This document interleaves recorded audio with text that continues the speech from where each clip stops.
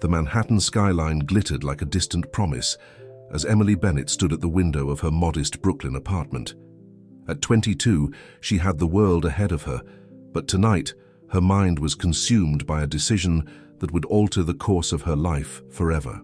The daughter of Richard Bennett, one of New York's most respected judges, Emily had been raised with expectations of excellence and propriety. Her phone vibrated on the countertop, the screen illuminating with a message that made her heart race. "I'll send the car at 8. Consider my offer carefully, Emily." The message was from Harrison Wells, a 70-year-old real estate magnate whose wealth and influence stretched across the eastern seaboard. 3 months ago, they had met at a charity gala where Emily was volunteering. What began as polite conversation had evolved into lavish dinners, expensive gifts, and eventually a proposal that left her breathless. Marriage, a life of luxury, and escape from the suffocating expectations of her family. Her roommate, Zoe, entered the kitchen and frowned at Emily's pensive expression. "You're not seriously considering his offer, are you?" Emily's fingers traced the outline of the emerald bracelet Harrison had given her last week. "You don't understand. My father has my entire life mapped out. Law school, joining his firm, marrying someone he approves of. With Harrison, I could be free." "Free?" Zoe scoffed, pouring herself coffee. "Emily, the man is older than your grandfather. What happens when the novelty wears off and you're just another trophy wife?" "He respects me," Emily insisted, though doubt flickered in her voice. "He listens to my ideas, encourages my ambitions." Zoe shook her head. "Just promise me you won't make any rash decisions." But Emily had already decided. That evening, dressed in a designer gown, another gift from Harrison, she stood outside her parents' Upper East Side brownstone, trying to summon the courage to tell them her plans. Inside, her father's voice carried from his study, sharp with authority as he discussed a case with a colleague over the phone. Her mother, Catherine, sat in the living room, elegant and composed as always. "Emily," Catherine exclaimed, rising to embrace her daughter. "What a lovely surprise. You didn't mention you were coming for dinner." "I'm not staying, Mom," Emily said, her voice steadier than she felt. "I need to talk to you and Dad." Something in her tone made Catherine pause. "Richard," she called out, "Emily's here. She needs to speak with us." Judge Richard Bennett emerged from his study, his imposing figure filling the doorway. At 60, he still commanded every room he entered. What's so important it couldn't wait until Sunday dinner? Emily took a deep breath. "I've met someone. We're getting married." Her parents exchanged glances. "That's wonderful, darling," her mother ventured cautiously. "Who is he? Where did you meet him?" "It's Harrison Wells." The silence that followed was deafening. Her father's face hardened into stone. "Harrison Wells," he repeated, his voice dangerously quiet. "The real estate developer. The man is 70. Years old, Emily." "I know how old he is, Dad. Age doesn't matter to us." Richard's laugh was without humor. "Doesn't matter to him, you mean? What could a man like Wells possibly want with a girl your age except—" "Richard," Catherine interjected sharply. "It's not like that," Emily protested. "He values my opinion. He wants to help me start my own interior design business. And I suppose the fact that he's worth billions has nothing to do with your decision," her father challenged. "That's unfair," Emily's voice trembled. "I'm not marrying him for his money." "Then what are you marrying him for?" Richard demanded. "Love? After knowing him for what, 3 months? Don't be naive, Emily. Men like Wells don't fall in love with girls like you. They collect them like art pieces to show off and then discard when they're bored." Tears welled in Emily's eyes. "You've never supported my choices. All my life you've tried to force me into your mold. Harrison believes in me." Catherine stepped forward, her elegant features strained with concern. "Emily, sweetheart, we just want what's best for you. This decision seems impulsive. Why don't you take some time to think it through?" "I have thought it through," Emily insisted. "The wedding is next month. I hoped you'd be happy for me, but I see that was too much to expect." Richard's face flushed with anger. "If you walk out that door with this ridiculous plan, don't expect to come back when it falls apart, and it will fall apart, Emily." "Richard, please," Catherine pleaded, but he silenced her with a look. No, she needs to hear this. Wells has been married 4 times, Emily. 4 times, each wife younger than the last. Do you really think you'll be different? Emily lifted her chin, defiance masking her hurt. Yes, I do, and I don't need your approval or your blessing. As she turned to leave, Catherine caught her arm. Emily, wait. Let her go, Richard said coldly. She's made her choice. Outside, the black town car waited, its engine purring softly. As Emily slid into the leather seat, tears streaming down her face, she caught a glimpse of her mother watching from the window, her expression one of profound sadness. But there was no turning back now.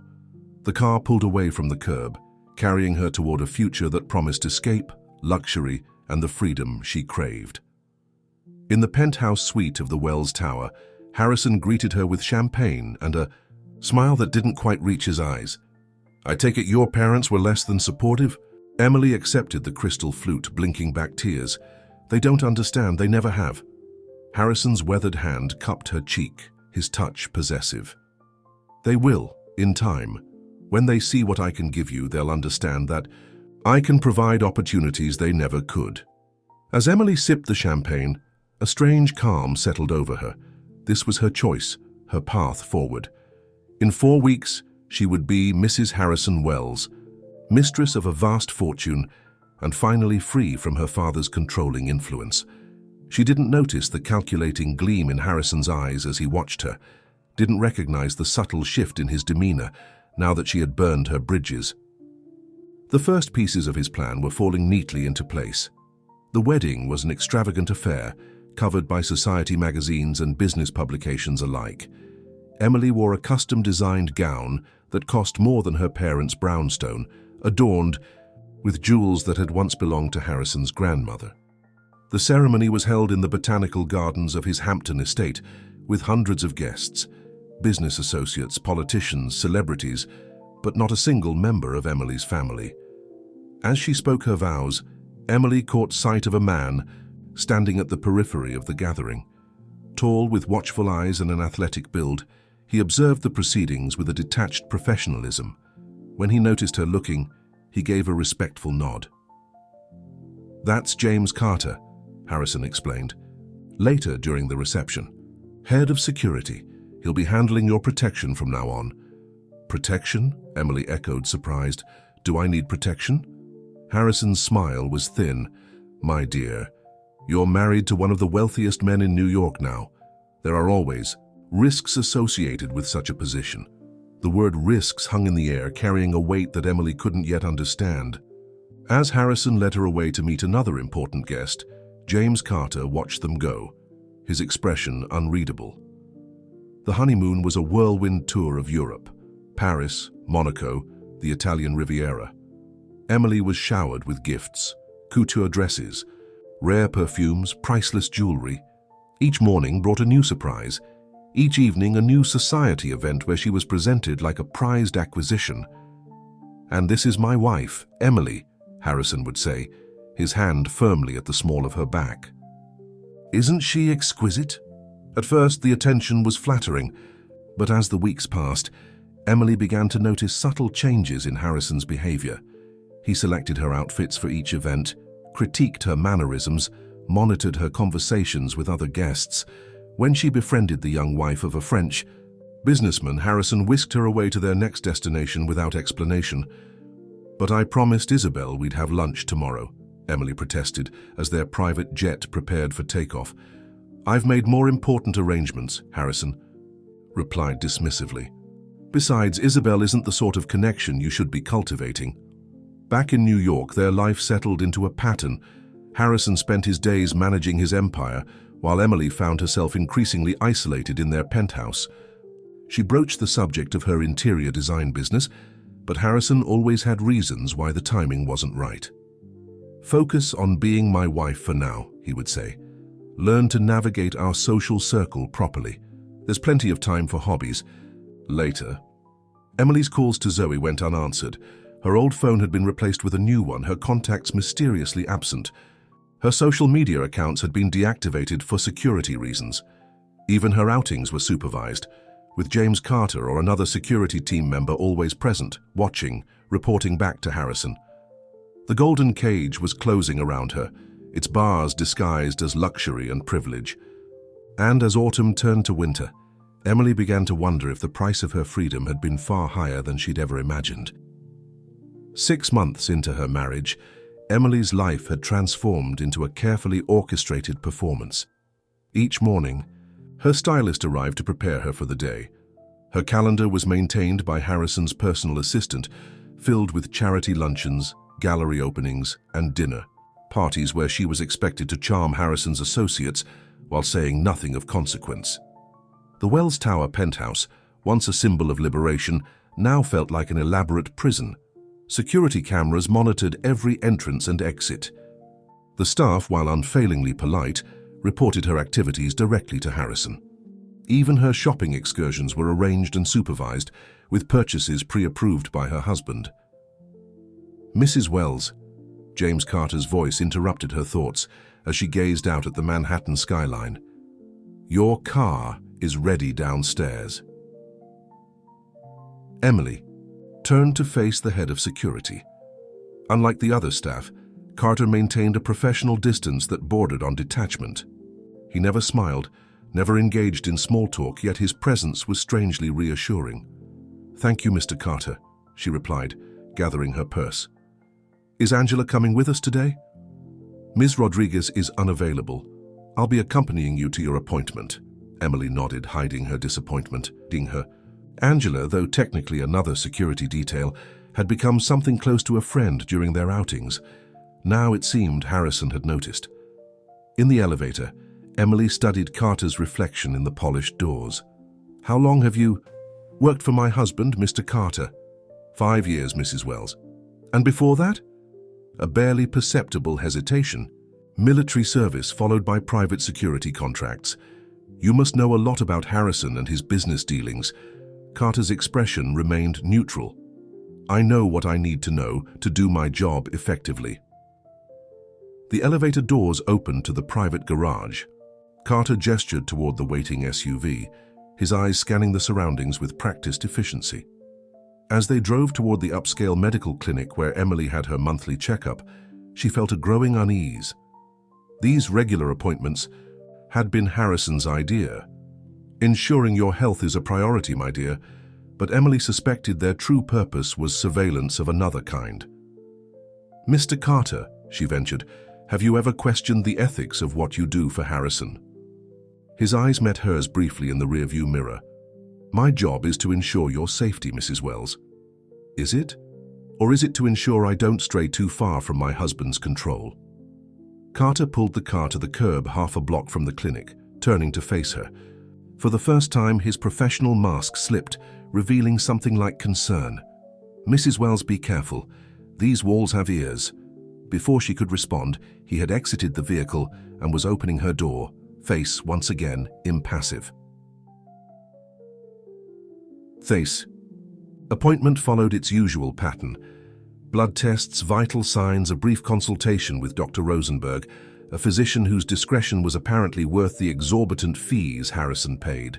But today, as Emily was dressing, she overheard a hushed phone conversation through the partially open door. "Yes, Mr. Wells, all results are normal. No, still no signs of pregnancy. Yes, I've emphasized the importance, but perhaps there are factors. Of course, I understand the arrangement." Emily's hands trembled as she buttoned her blouse. Harrison had never explicitly pressured her about children, but now the monthly appointments took on a sinister new meaning.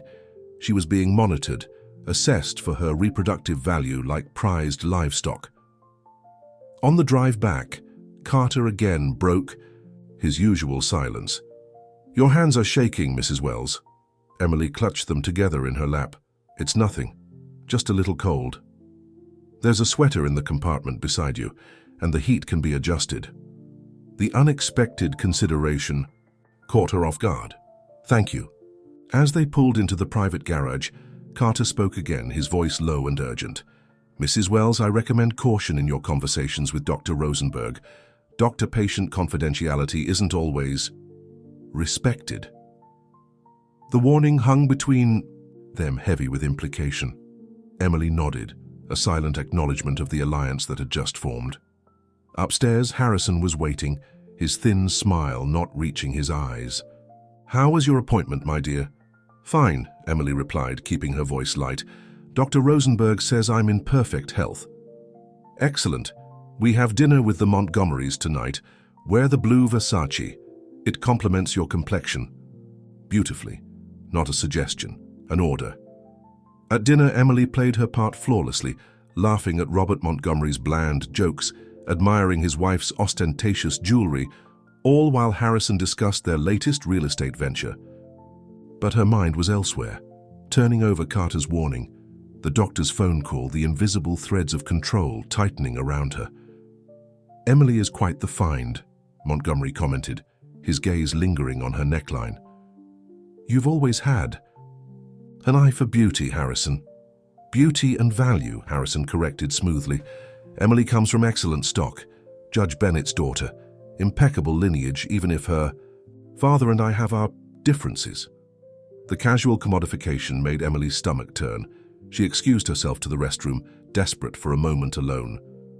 In the elegant powder room, she splashed cold water on her wrists, fighting nausea. The woman in the mirror was a stranger, perfectly coiffed, impeccably dressed, eyes hollow with realization. She had traded one form of control for another, far more insidious version. Her phone, the new one Harrison had given her, buzzed. With a text, expecting her husband's impatient summons, she was surprised to see an unknown number. "Not all walls have ears. Roof Garden, Wells Tower, 2 p.m. tomorrow. Come alone. Delete this message." Emily hesitated only briefly before deleting the text. Who would risk contacting her this way? Carter was the obvious answer, but why? The questions multiplied, but one thing was certain. For the first time in months, she had a choice to make that wasn't predetermined by Harrison. The next day, she claimed a headache to avoid lunch with Harrison's sister, Vivian, another set of watchful eyes. At 1:55, she took the private elevator to the penthouse level, then climbed the service stairs to the roof garden. The December air was biting, the garden dormant for winter, offering few places to hide. Had she misunderstood? Mrs. Wells.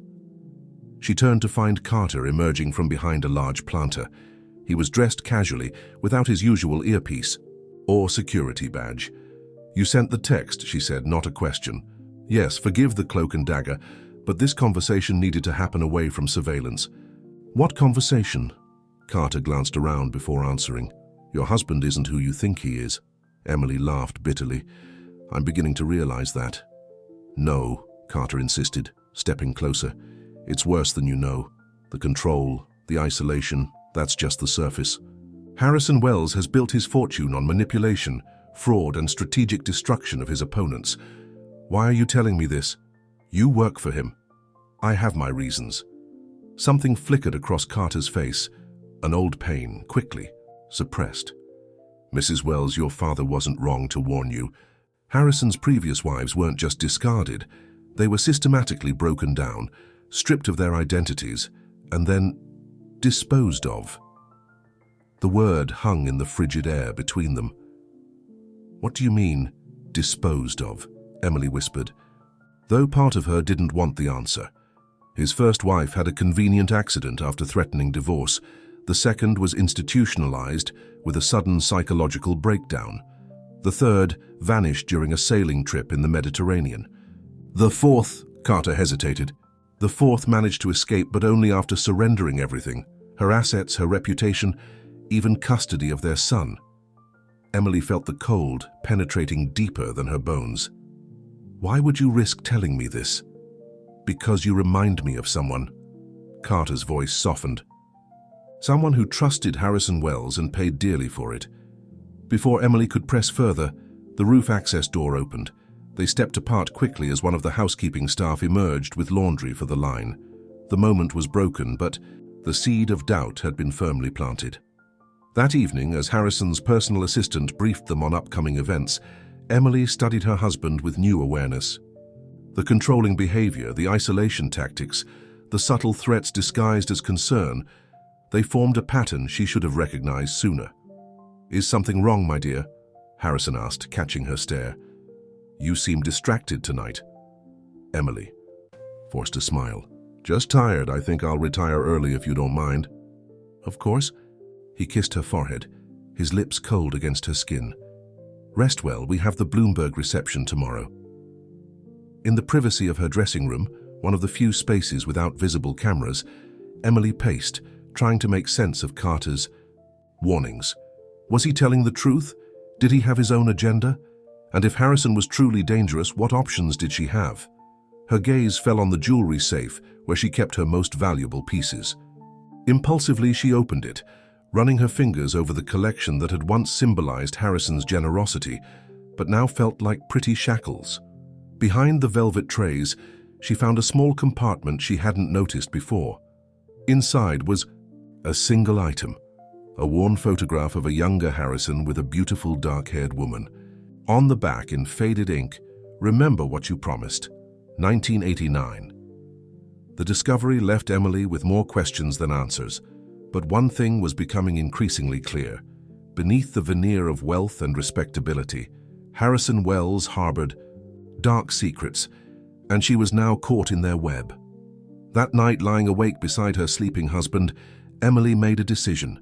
She wouldn't become another disposed-of wife. Somehow she would find the truth, and then she would find a way out before it was too late.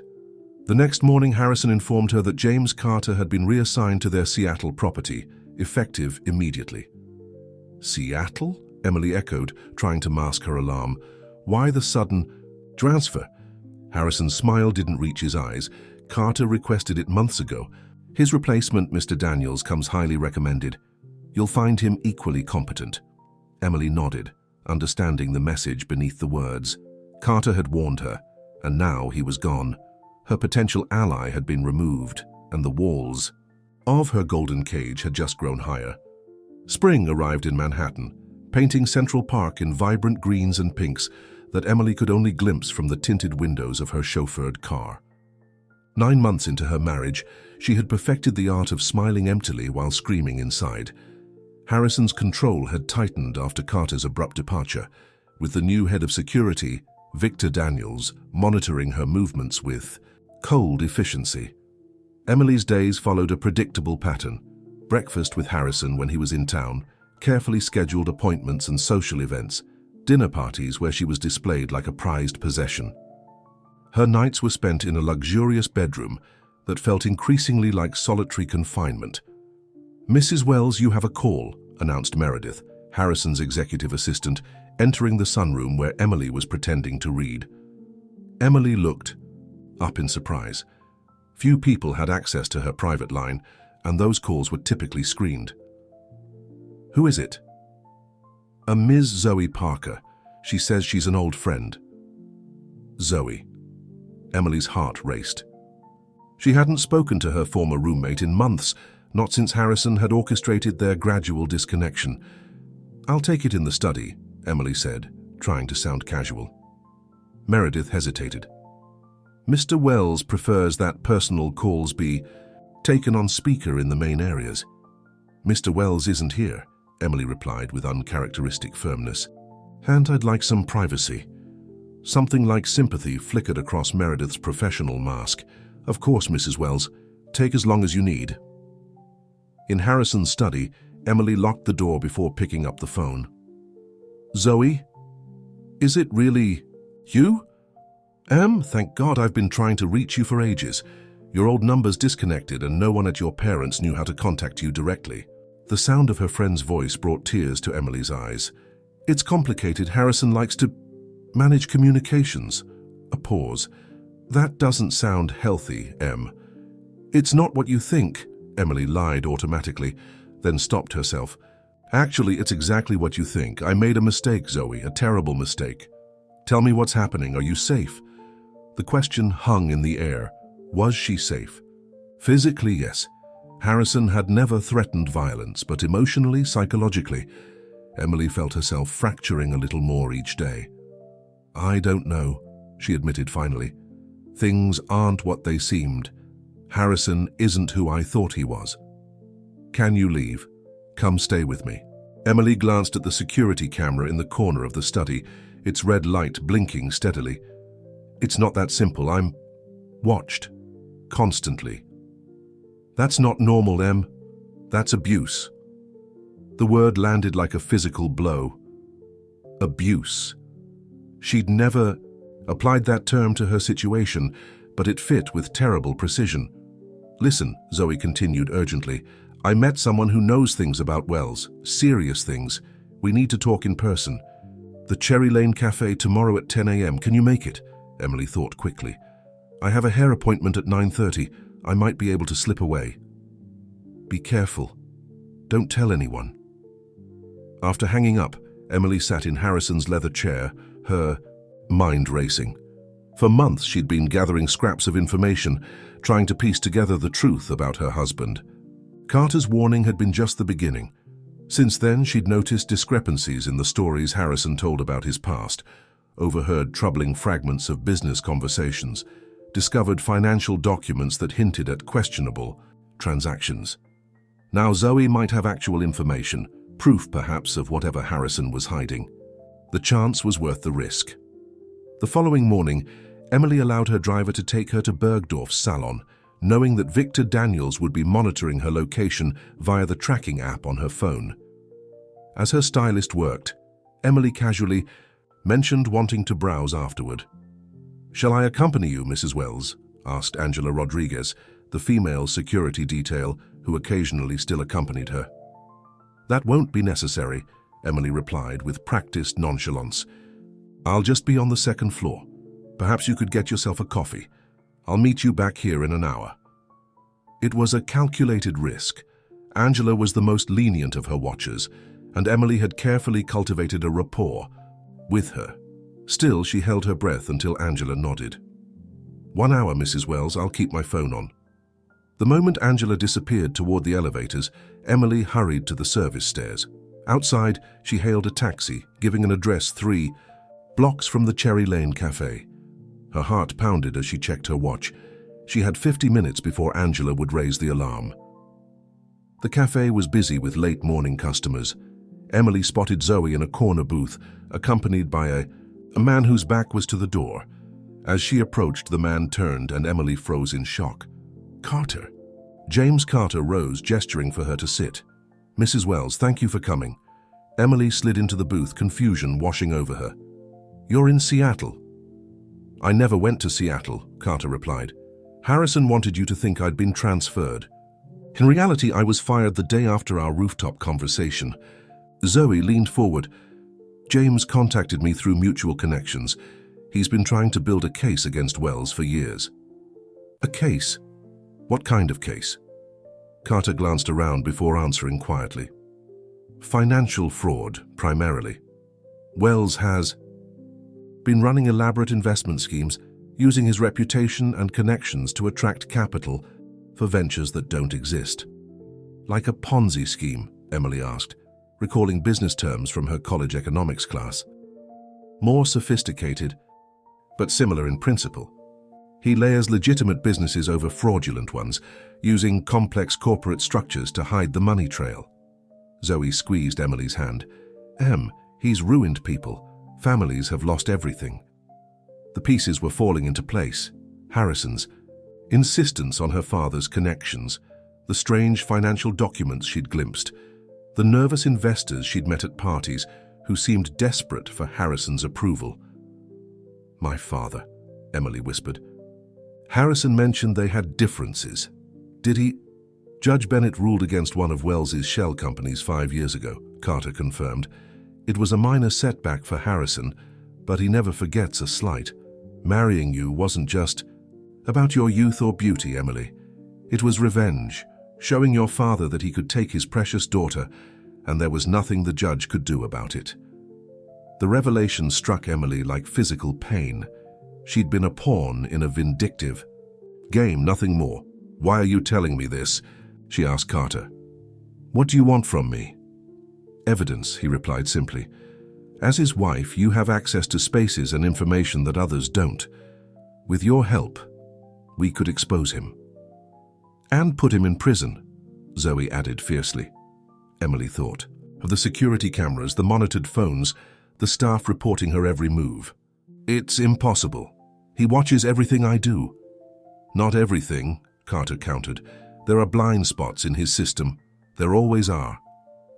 Before he could elaborate, Emily's phone buzzed. A text from Angela. Where are you? It's been 45 minutes. I have to go, Emily said, rising quickly. They'll be looking for me. Carter scribbled something on a napkin and pressed it into her hand. This is a secure messaging app. Download it through the Kindle app on your tablet. Harrison's team doesn't monitor your reading habits closely. We'll contact you there. Emily hurried back to Bergdorf's, her mind reeling with revelations. She made it back to the salon just as Angela was preparing to call in her absence. Sorry, Emily offered breathlessly. I lost track of time looking at handbags. Angela gave her a searching look, but said nothing. That evening, Harrison returned from a business trip to Boston, bringing an exquisite diamond necklace as a gift. As he fastened it around her neck, his fingers lingering possessively on her skin, Emily felt revulsion instead of gratitude. Do you like it, my dear? He asked, watching her reflection in the mirror. It's beautiful, she replied automatically. Thank you. I thought you might wear it to the gala next week. Senator, Collins will be there. He's key to our new development project. Emily nodded, performing the role of appreciative wife while her mind worked furiously. The gala would be held at the Wells Foundation headquarters, Harrison's corporate stronghold. If there was evidence of his financial misdeeds, it would likely be there. Following Carter's instructions, she downloaded the secure messaging app that night while Harrison slept. Within minutes, a message appeared. Library corner cameras have a 3-second refresh delay. Northeast office contains primary servers. Foundation Gala is our chance. A plan began to form in Emily's mind. Risky, potentially disastrous, but necessary. If she could access Harrison's private files during the gala, she might find the evidence Carter needed. The alternative was to remain trapped in this gilded prison, complicit in Harrison's schemes by her silence. The week before the Gala, Emily feigned increasing interest in Harrison's business affairs. He was flattered by her questions, eager to impress her with his acumen and power. You should join me more often for business dinners, he said one evening. You have a natural charm that puts people at ease. I'd like that, Emily replied, forcing warmth into her voice. I want to understand your world better. Harrison smiled indulgently. Perhaps you could, in time.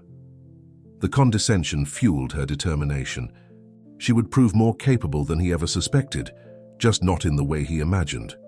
On the night of the gala, Emily was resplendent in a deep blue gown that complemented the diamond necklace. Harrison paraded her through the crowd, introducing her to politicians, business leaders, and socialites whose approval he craved. You're the hit of the evening, he murmured in her ear as they greeted Senator Collins and his wife. Everyone is enchanted by you. They're enchanted by what you've turned me into, Emily thought bitterly, but smiled graciously at the compliment. As the evening progressed, Emily excused herself to visit the ladies' room. Harrison, deep in conversation with potential investors, barely noticed her departure. In the elegant restroom, she checked her secure messaging app. A new message glowed on the screen. Northeast office keypad, 8591. Window of opportunity during your husband's speech. Emily's heart raced as she deleted the message and returned to the gala. 20 minutes later, Harrison took the stage to address the assembled crowd, speaking grandly about the Foundation's charitable initiatives that, according to Carter, existed primarily to launder money and generate tax benefits. As Zeig's applause filled the grand hall, Emily slipped away, moving confidently through the corridors as if she belonged there. The tracking app on her phone showed her still in the main ballroom. Carter had arranged for it to be spoofed for 30 minutes. The Northeast office was located at the end of a quiet hallway. Emily punched in the code, holding her breath, until the lock clicked open. Inside, she found a spacious office with a mahogany desk and wall-to-wall bookshelves, Harrison's private sanctuary. Working quickly, she accessed the computer using the password she'd memorized, watching Harrison enter it countless times while pretending interest in his work. The desktop was organized meticulously, each folder labeled with project names she recognized from conversations. She inserted the small USB drive Carter had provided, copying files as instructed. Just as the transfer completed, voices approached in the hallway. Emily froze, her pulse pounding in her ears. "Wells wants those projections by morning," a man was saying. "He's pushing hard on the Westlake development." "After what happened to the last team that missed a deadline? I'm not taking chances." The voices faded as they passed the door. Emily exhaled shakily, removed the USB drive, and carefully restored the computer to its previous state. As she prepared to leave, her gaze fell on a drawer that was slightly ajar. Inside was a leather-bound portfolio labeled Project Legacy.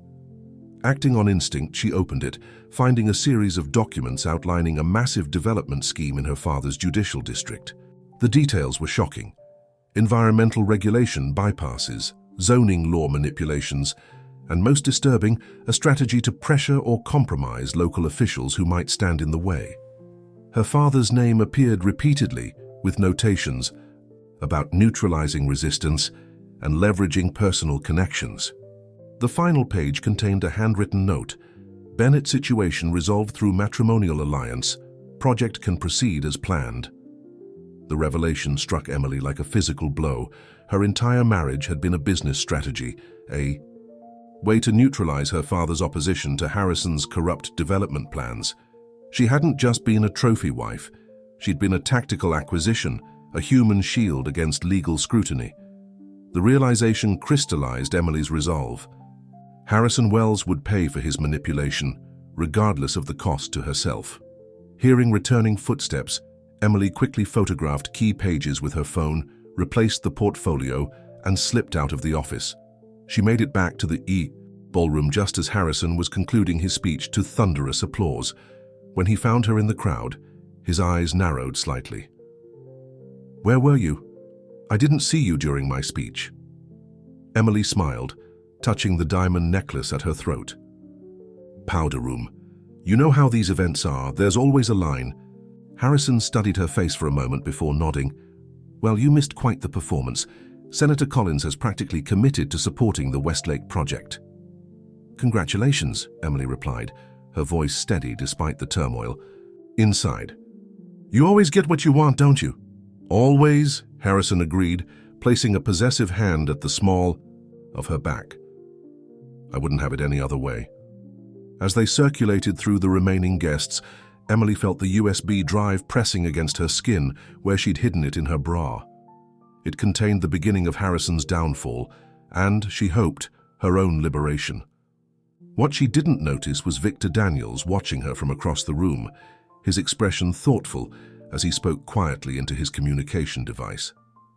The morning after the gala, Emily awoke to find Harrison already gone, a note on his pillow, informing her that an emergency board meeting had called him away. This unexpected reprieve gave her the opportunity she needed.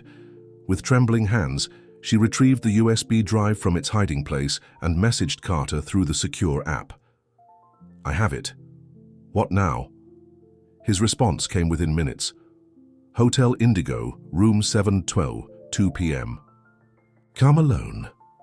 Emily spent the morning in a state of hypervigilance, expecting Harrison to burst through the door at any moment, accusations flying, but the penthouse remained quiet, with only the occasional staff member appearing to perform their duties. Even Victor Daniels seemed absent, which struck Emily as unusual but convenient. At 1:30, she informed her driver that she needed to visit Saks Fifth Avenue. The tracking app on her phone would show her shopping at the department store while she slipped away to her real destination. The deception felt both terrifying and exhilarating, a small act of rebellion against the elaborate control system that had imprisoned her for nearly a year. Hotel Indigo was a boutique establishment in Chelsea, trendy enough to attract a diverse clientele, but not so upscale that Emily's presence would draw attention. She wore large sunglasses and a casual outfit purchased secretly online, nothing from the designer wardrobe Harrison had curated for her. Carter opened the door before she could knock, ushering her quickly inside. The room was set up like a makeshift command center, with laptops, external drives, and documents spread across every surface. Zoe was there, along with an older man Emily didn't recognize. Emily, this is Martin Reeves, Carter introduced. Former federal prosecutor, now private practice. He's been building a case against Wells for years. Reeves shook her hand, his grip firm. Mrs. Wells, your courage is commendable. I'm not feeling particularly courageous, Emily admitted, just desperate. Desperation can be a powerful motivator, Reeves observed. Did you bring the drive? Emily handed over the USB, watching anxiously as Carter inserted it into one of the laptops. There's more, she added, pulling out her phone. I found documents about a project called Legacy. It's a development in my father's district. Harrison was using our marriage to neutralize my father's judicial opposition. As she spoke, Emily forwarded the photos she'd taken to Carter's secure email. The room fell silent as the three of them examined the evidence she'd gathered. This is substantial, Reeves said finally, looking up with newfound respect. These financial records corroborate what we already suspected about Wells's fraudulent investment structures, and the Project Legacy documents provide clear evidence of intent to circumvent environmental regulations and manipulate zoning laws. Is it enough? Emily asked, the question that had been burning inside her since she'd stolen the files. Reeves exchanged glances with Carter. It's a strong start. With this, we can approach the SEC and the U.S. Attorney's Office, but Wells has powerful friends. We need more. Specifically, we need the encryption keys to access his offshore accounts. And we need to move fast, Carter added grimly. Once Wells realizes these files are missing, he'll start covering his tracks. Emily felt a chill at the thought. How would he know? I was careful. I didn't disturb anything. Victor Daniels was watching you at the gala, Zoe said quietly. I saw him tracking your movements. It's possible he's already suspicious, Carter agreed, which means our timeline just accelerated. Emily, you can't go back to the penthouse. But if I don't return. Emily trailed off, imagining Harrison's reaction when he discovered her missing. He'll know something's wrong. He'll know anyway, Reeves said bluntly. Men like Wells have a sixth sense for betrayal. The moment he suspects you're not the compliant wife he thinks you are, you're in danger. What kind of danger? Emily asked, though part of her already knew the answer.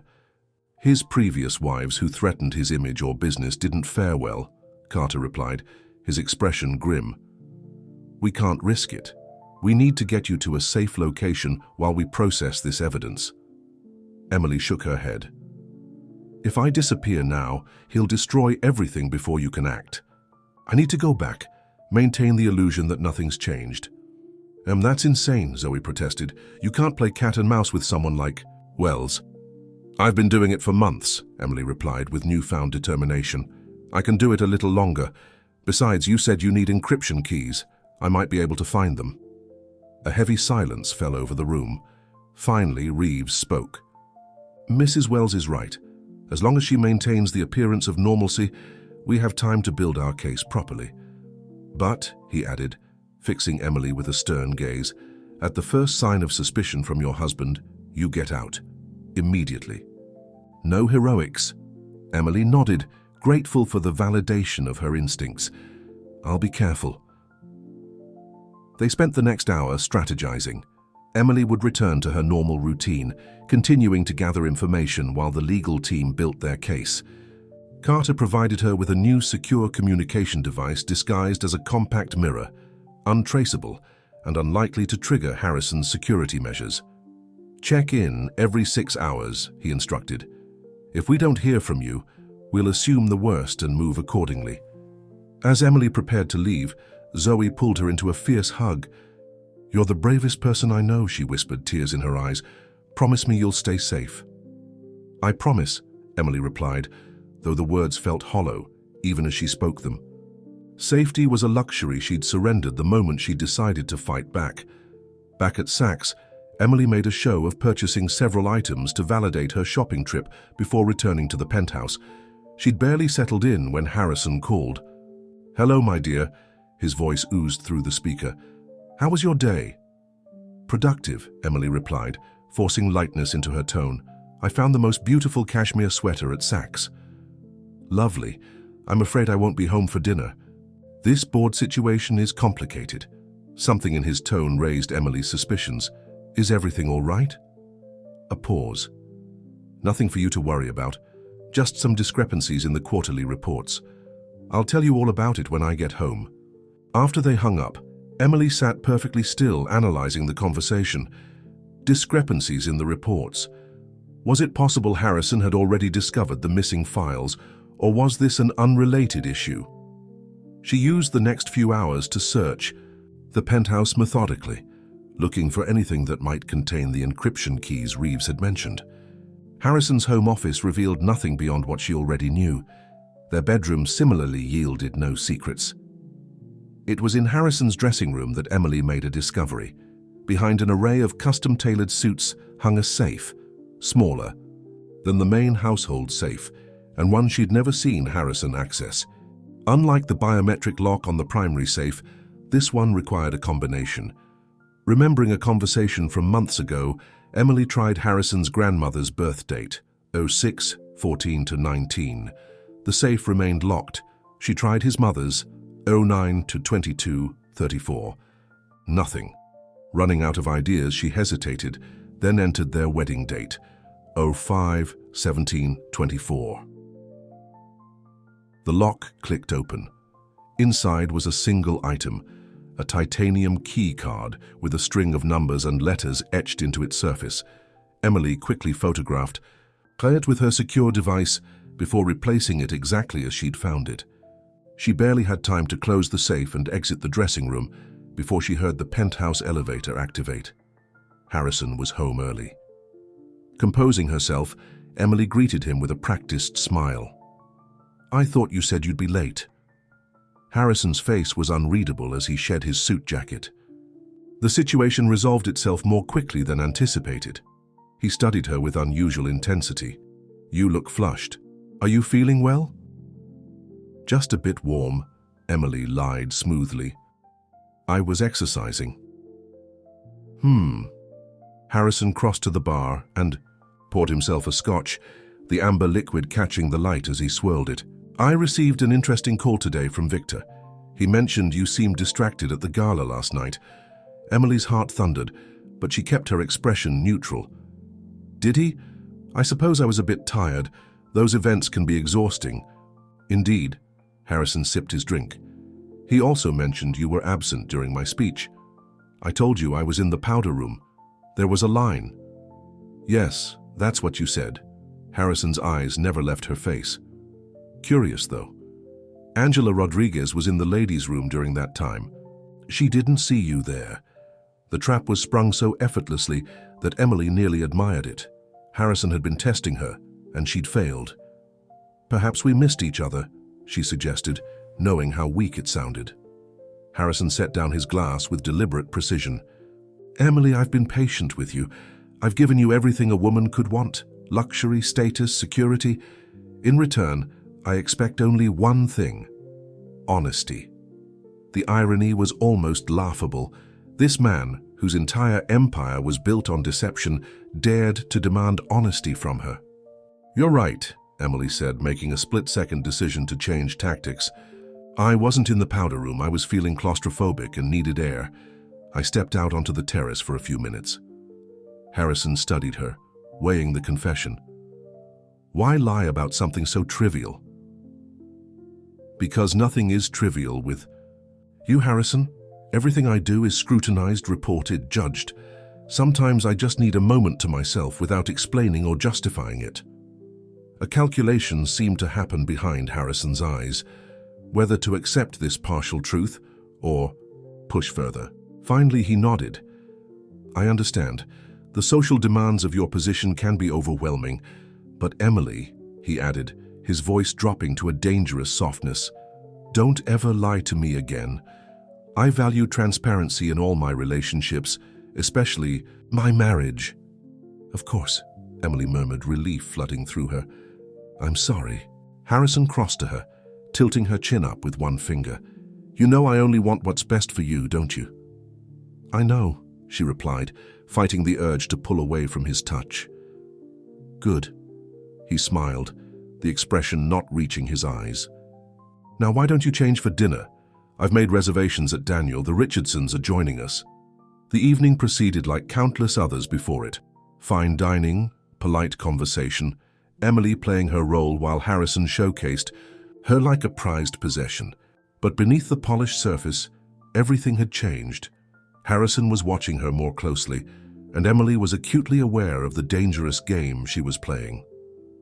Back at the penthouse, as Harrison slept beside her, Emily sent a message with the keycard image to Carter. "Found this?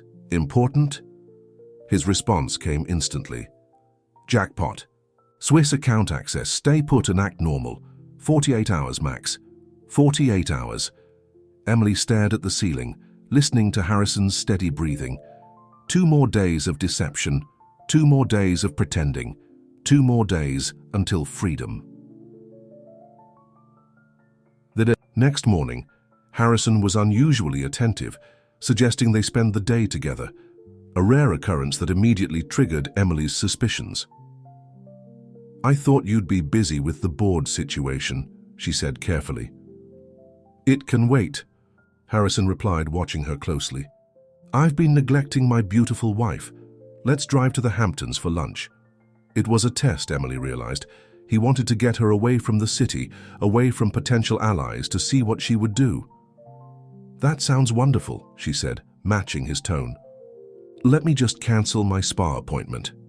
As she moved to retrieve her phone, Harrison's hand closed around her wrist, his grip just tight enough to communicate a warning. "Use the landline. Your cell seems to be having reception issues today." Emily's blood ran cold. He'd done something to her phone, blocked it perhaps, or worse, accessed its contents. Had he found the secure messaging app, discovered her communications with Carter? "Of course," she said, maintaining her composure as she dialed the spa from the house phone, making an elaborate show of cancelling an appointment that had never existed. The day stretched before her like a minefield. Every word, every gesture might reveal her true intentions. As Harrison guided her to the private elevator, his hand firmly at the small of her back, Emily realized with crystal clarity that she would not be returning to this penthouse. One way or another, today would be the end. In the garage, Victor. Daniels waited beside the Bentley, his face expressionless as he held the door open. Emily hesitated, then slid into the back seat, Harrison joining her a moment later. "Beautiful day for a drive, isn't it?" Harrison remarked as they pulled into traffic, his voice casual while his eyes remained coldly vigilant. "Perfect," Emily agreed, gazing out at the Manhattan streets, wondering if she was seeing them for the last time. As the car headed toward the Midtown Tunnel, Emily discreetly checked the compact mirror Carter had given her. No messages. Her team had no idea she was being taken to the Hamptons, away from their planned extraction. The city fell away behind them, replaced by the manicured landscapes of Long Island's affluent communities. Emily's mind raced, considering and discarding escape scenarios. The car was moving too fast for her to jump out. Daniels was armed. Harrison would never leave her alone long enough to call for help. "You seem tense, my dear," Harrison observed, placing his hand over hers. "Something troubling you?" Emily forced a smile. "Just wondering what's prompted this spontaneous outing. It's not like you to set aside work." "Perhaps I've had a revelation," Harrison replied, his thumb stroking her palm in a gesture that once might have seemed affectionate, but now felt predatory. About what truly matters. They arrived at Harrison's Hampton estate just before noon. The sprawling property, usually staffed with groundskeepers, housekeepers, and security personnel, was strangely deserted. "Where is everyone?" Emily asked as Daniels parked the car. "I gave the staff the day off," Harrison explained, helping her from the car with exaggerated courtesy. "I thought we might appreciate some privacy." The implication hung in the air between them as Harrison led her into the house, Daniels following at a discreet distance. In the grand foyer with its soaring ceilings and marble floors, Harrison finally dropped the pretense. "Check her for devices," he instructed Daniels, his voice flat. "What are you doing?" Emily demanded, backing away. "Harrison, this is ridiculous." "Is it?" Harrison's expression hardened. "Then you won't mind proving your innocence." Daniels approached her, professional and impersonal as he conducted a thorough search. When he reached the compact mirror in her purse, Emily's heart sank. "Sir," Daniel said, handing the mirror to Harrison, "this doesn't match the brand Mrs. Wells usually uses." Harrison examined it briefly before dropping it to the marble floor and crushing it beneath his heel. "That's because it's not makeup, Victor. It's a communication device." He turned to Emily, his eyes cold. "Did you really think I wouldn't notice that I wouldn't have safeguards in place to protect what's mine?" Emily abandoned the pretense of confusion. "I'm not yours, Harrison. I never was." "No?" He stepped closer, his voice dangerously soft. "Then what exactly are you, Emily? A thief, a spy? What did they offer you to betray me?" "Nothing," Emily replied, lifting her chin defiantly. "They offered me nothing except the truth about the man I married." Harrison laughed, the sound devoid of humor. "And what truth is that?"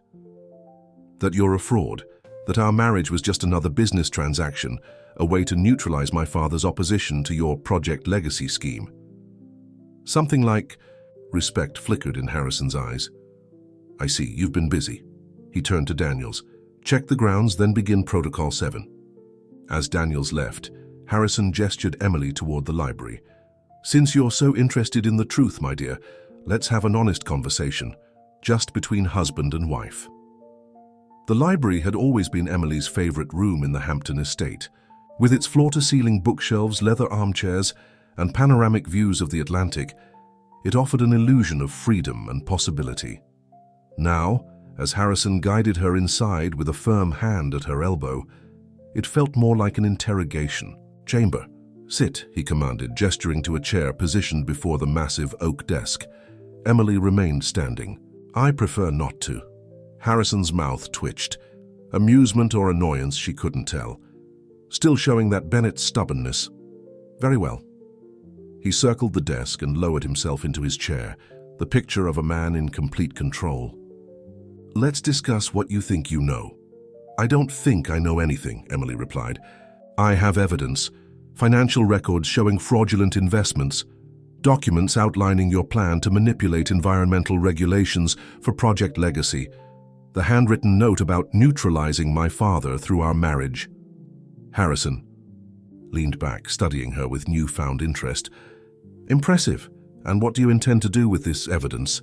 "It's already been done," Emily lied, gambling that her bravado might unsettle him. "The files were transferred to federal authorities this morning." For a brief moment, uncertainty crossed Harrison's face. Then he smiled, shaking his head. "No, they weren't. If that were true, my attorneys would have contacted me immediately. You're playing a dangerous game, Emily." "So are you," she countered. "Tax evasion, wire fraud, environmental violations. How many years would that add?" "Up to, Harrison? Even your connections couldn't keep you out of prison." Harrison's smile faded. "You understand nothing about power, Emily. Men like me don't go to prison. We reshape the rules, redirect the consequences. It's a language you were never taught to speak." "Then explain it to me," Emily challenged, buying time as she desperately tried to formulate an escape plan. Through the library windows, she could see Daniels patrolling the grounds, phone to his ear. "Help me understand why you chose me, why you've kept me like a prisoner." Something shifted in Harrison's expression. A calculation, perhaps, or a decision. "Very well, since we're being honest," he said, rising from his chair and moving to pour himself a drink from the crystal decanter on the sideboard. "You were never meant to be a prisoner, Emily. You were an investment. Young, beautiful, from a respected family. The perfect wife to rehabilitate my public image." "An investment," Emily repeated, the words bitter on her tongue. "And my father? Was ruining him part of the return on investment?" Harrison swirled the amber liquid in his glass. "Richard Bennett was collateral damage. When he ruled against my company, he became an obstacle. I eliminate obstacles, Emily. It's what successful men do. By marrying their daughters." The disgust in her voice was palpable. "By finding elegant solutions," Harrison corrected. "Your father values family above all else, his reputation, his principles. By taking you, I neutralized him without having to resort to messier tactics. The casual cruelty of it stole Emily's breath. And what happens now? Now that your investment has turned against you? Harrison's expression hardened. That depends entirely on you. I'm a reasonable man, Emily. I can be generous to those who remain loyal. He set down his glass and moved toward her, his voice dropping to a silky murmur. You could still have everything. The wealth, the lifestyle, the freedom to pursue your little design business. All you need to do is tell me who you're working with. Emily stepped back, maintaining distance between them. And if I don't? Then things become unpleasant. Harrison's gaze was cold. You wouldn't be the first wife to suffer a tragic accident. Your father might finally learn what true loss feels like. The threat hung in the air like poison gas. Emily's mind raced, calculating her options. Carter and the others wouldn't know she was missing for hours. By then, Harrison could have her anywhere, or worse. A soft chime broke the tension. Harrison glanced at his watch, then frowned. Excuse me a moment. It seems we have an unexpected situation. He moved to the desk and pressed a button on the intercom. Victor, report. Static crackled, then Daniels's voice came through, tense and urgent.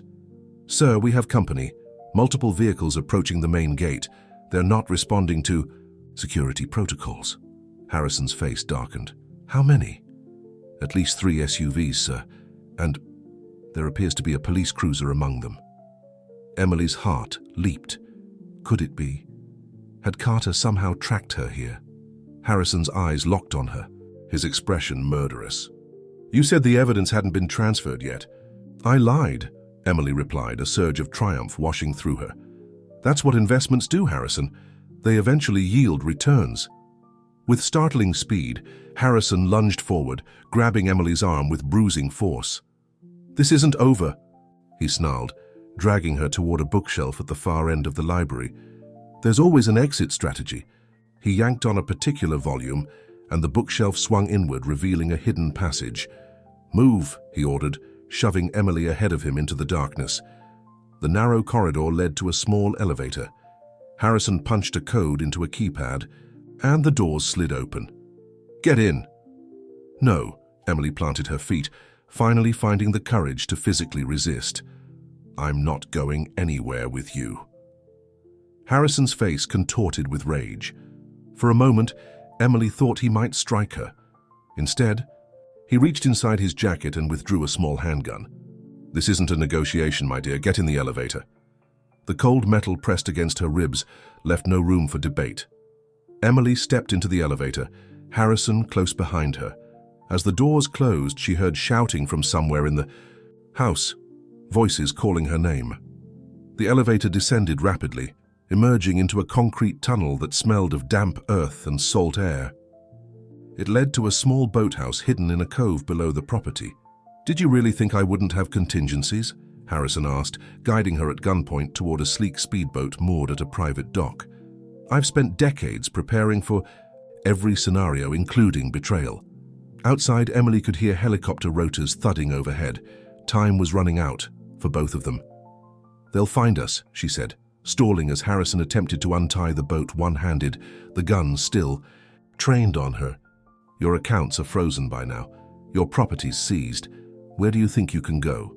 I have resources you can't begin to imagine, Harrison snapped, frustration evident as he struggled with the mooring line. Offshore accounts, properties under different names.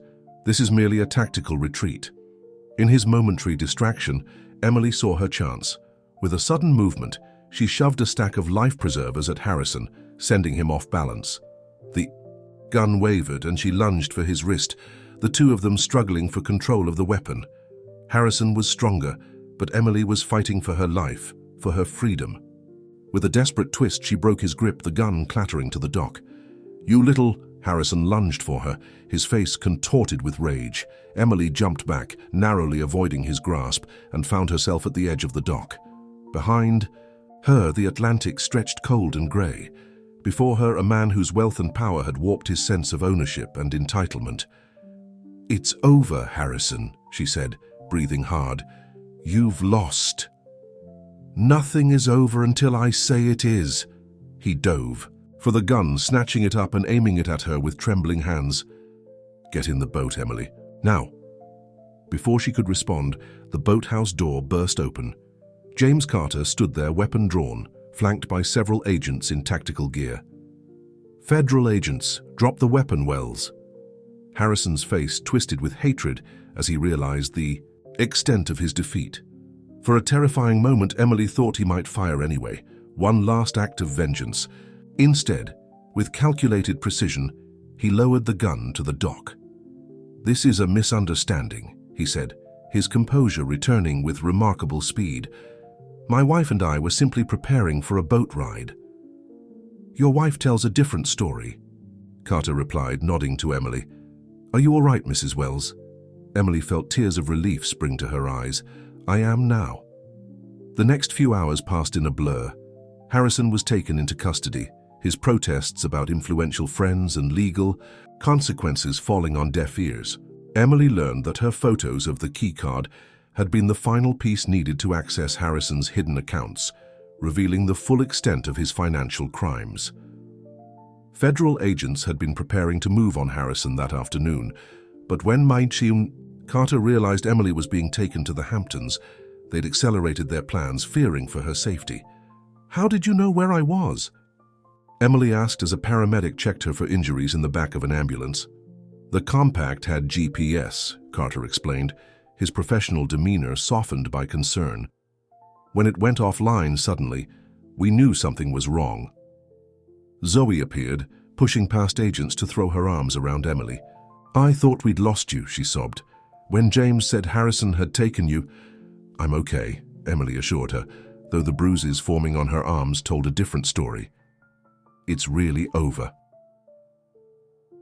As evening fell, Emily stood on the cliffs overlooking the ocean, watching waves crash against the rocks below.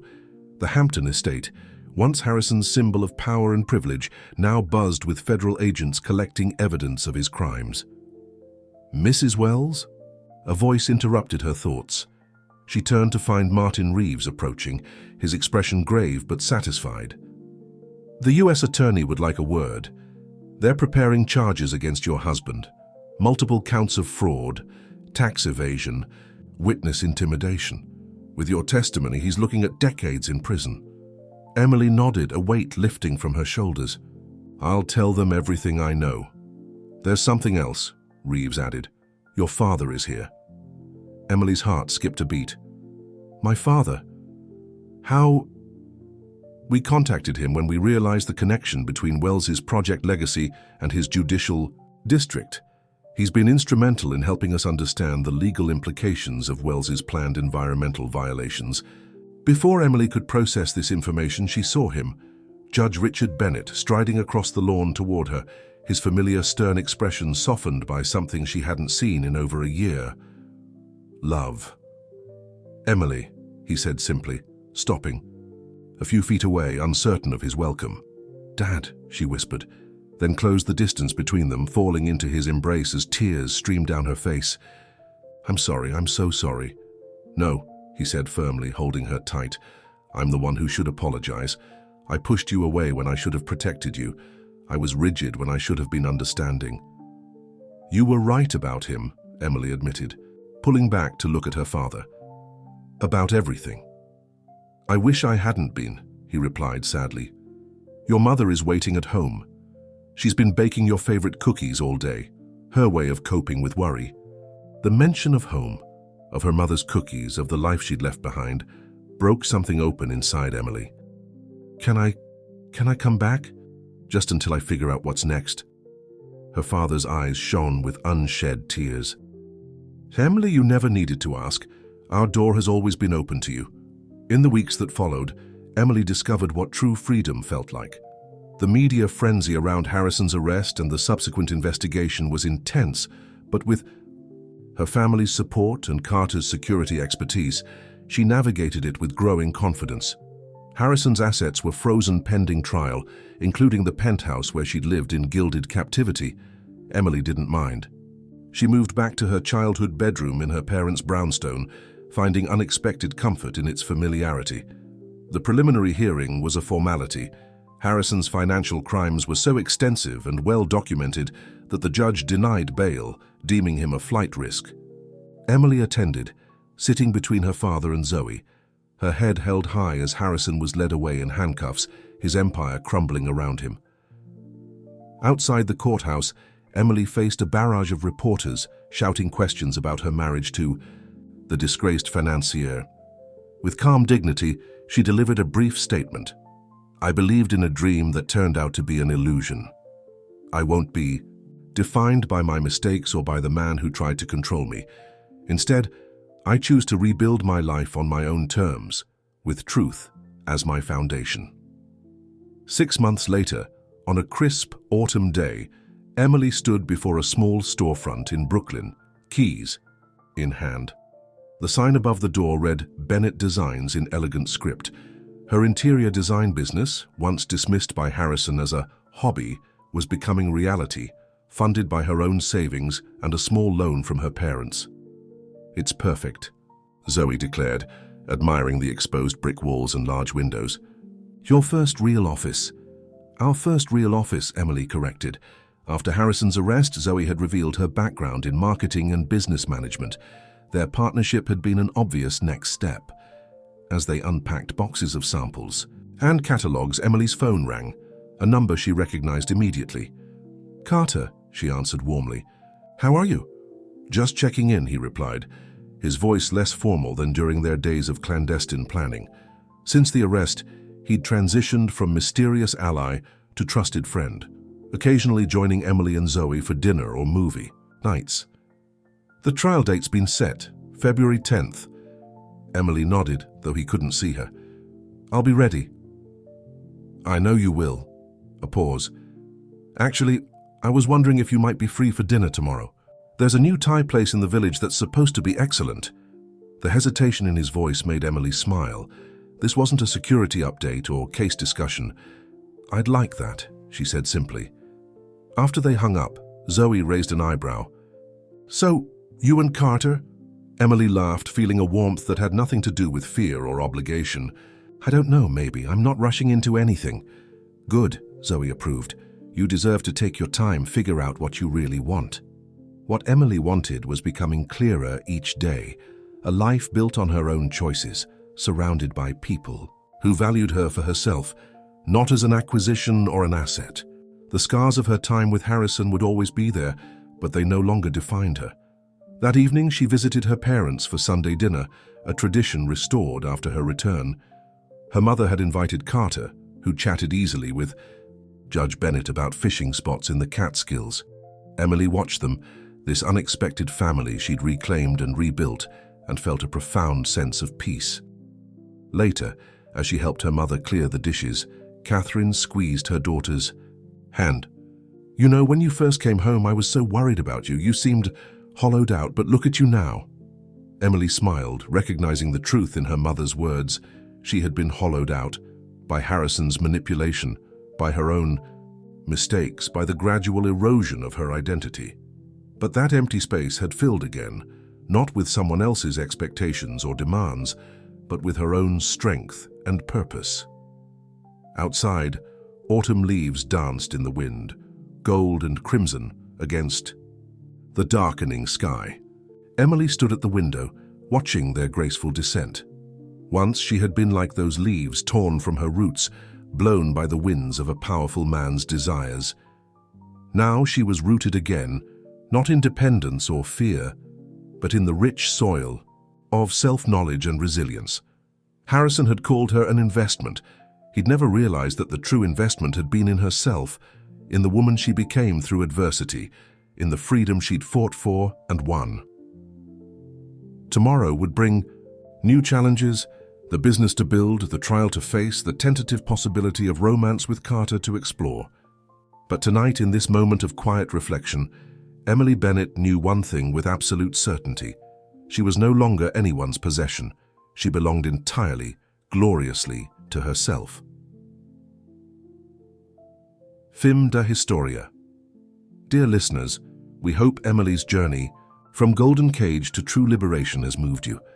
Her story reminds us that freedom isn't just about physical circumstances, but about reclaiming our power to choose our own path. For more emotionally compelling stories that explore the complexity of human relationships, we've created a special playlist available by clicking on the link to your left.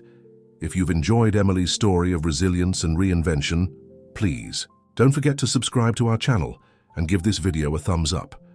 Every day we bring you unique narratives that delve into life's most challenging moments and triumphant victories.